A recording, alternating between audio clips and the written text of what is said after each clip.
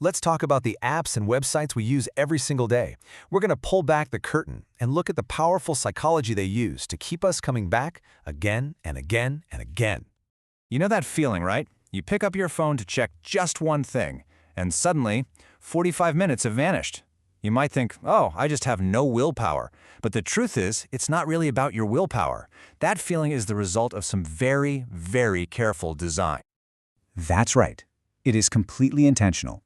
The most successful tech products out there are built from the ground up to be habit-forming. They use these proven models from behavioral psychology to get you, well, hooked. And today, we're going to break down the two most important frameworks they use to do it. All right, so first things first. Before you can build a long-term habit, you have to get someone to do something once. You need to trigger a single simple action. And believe it or not, there's a formula for that. It's called Fogg's Behavior Model, or FBM for short. And the formula is beautifully simple. B equals MAP. For any behavior to happen, you need motivation, ability, and a prompt, sometimes called a trigger, all to happen at the exact same moment. If you're missing even one of those, the action just doesn't happen. So check out this diagram. It lays it all out. For any behavior to happen, you need the desire to do it, right? That's your motivation. Then you have to be able to actually do it easily. That's ability. And finally, something has to tell you to do it now. That's the trigger. The magic happens right there in the middle, in that sweet spot where all three of those circles overlap. So here's the key for a product designer. They have these three levers they can pull. Now, they can try to boost your motivation, sure, but that's hard. What's way easier is to make the action incredibly simple. Think about it. A single click, a simple swipe. Then all they have to do is send you a notification, a prompt at the perfect time, and boom, they've sparked an action. But here's the thing. Getting you to act one time, that's not the real goal. The ultimate prize is to get you to act without even thinking about it.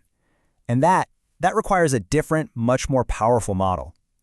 One that's designed not just for a single action, but for a lifelong habit. This is where the hook model comes in. See, this isn't about a single action anymore. This is a four-step loop that's designed to connect a user's internal problem, feeling bored, lonely, or uncertain, to a product solution.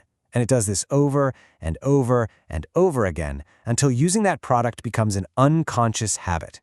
So this loop works in 4 stages. It starts with a trigger, just like in the other model. That leads you to an action, which is again made as simple as possible.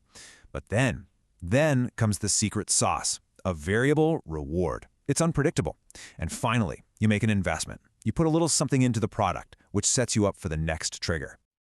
And you can see that cycle right here. Every time you go through this loop, the behavior gets stronger. A notification triggers you to open an app. You take an action, like scrolling your feed. You get a variable reward, maybe a funny video, maybe a message from a friend, you never know. Then you invest by liking or commenting, which just loads up the next trigger for someone else and for your future self. It's a perfect loop. Now, this is where the psychology gets really fascinating.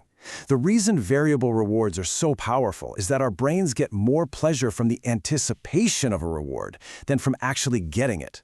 It's that feeling of uncertainty, what am I going to find next, that releases dopamine in our brains. It creates a craving, a kind of itch, that keeps us coming back for more.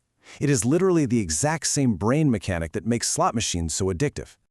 And these rewards usually fall into one of 3 buckets. You've got rewards of the tribe. That's all about social connection, likes, comments, feeling accepted. Then there are rewards of the hunt. That's our primal search for resources, like scrolling a news feed for information or looking for the best deal. And finally, rewards of the self. This is all about personal achievement, like leveling up in a game or hitting your daily streak on a language app. Okay, so we've got these two powerful models. One gets you to do something once, and the other builds a long-term habit. So how do they actually work together? This chart lays it out perfectly. The Fogg model is all about that single action. Its goal is to get you to act once using that B equals MAP formula. The Hook model, on the other hand, is focused on the long term. Its goal is to create an unprompted habit, something you do automatically, using its 4-step loop. So one gets you in the door, and the other makes sure you never want to leave. I love this analogy. Think of it like a chef with a new restaurant. Fogg's model is how they get you to try a new dish for the first time. They make it look amazing, easy to eat, and offer you a sample at just the right moment. But the Hook model, That's the secret recipe that makes you crave that dish every single week, turning a one-time taste into a regular part of your life. And once you know what to look for, you see this stuff everywhere, especially in what we call gamification.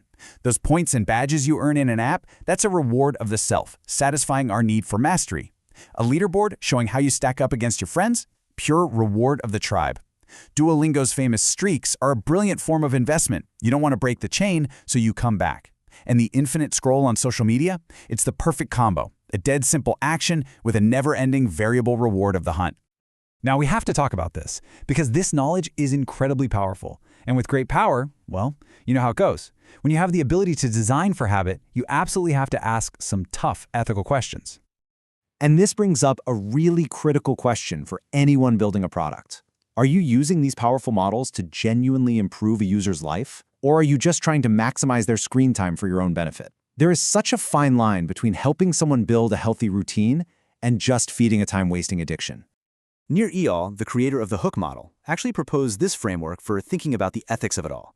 It's called the manipulation matrix, and it asks two really simple questions. First, does the product materially improve the user's life? And second, does the creator use it themselves? If you can answer yes to both, he says you're a facilitator. But if the product doesn't help people and you wouldn't even use it yourself, you're a dealer. It's a pretty stark way to think about the impact of the things we build. And so this brings us to the final and I think most important question. It's for you. Now that you understand the mechanics of how these digital habits are built, take a look at your own life. Think about the apps you use every day. Which of those routines did you consciously choose for yourself, and which ones, maybe, were carefully designed for you? It's definitely something to think about.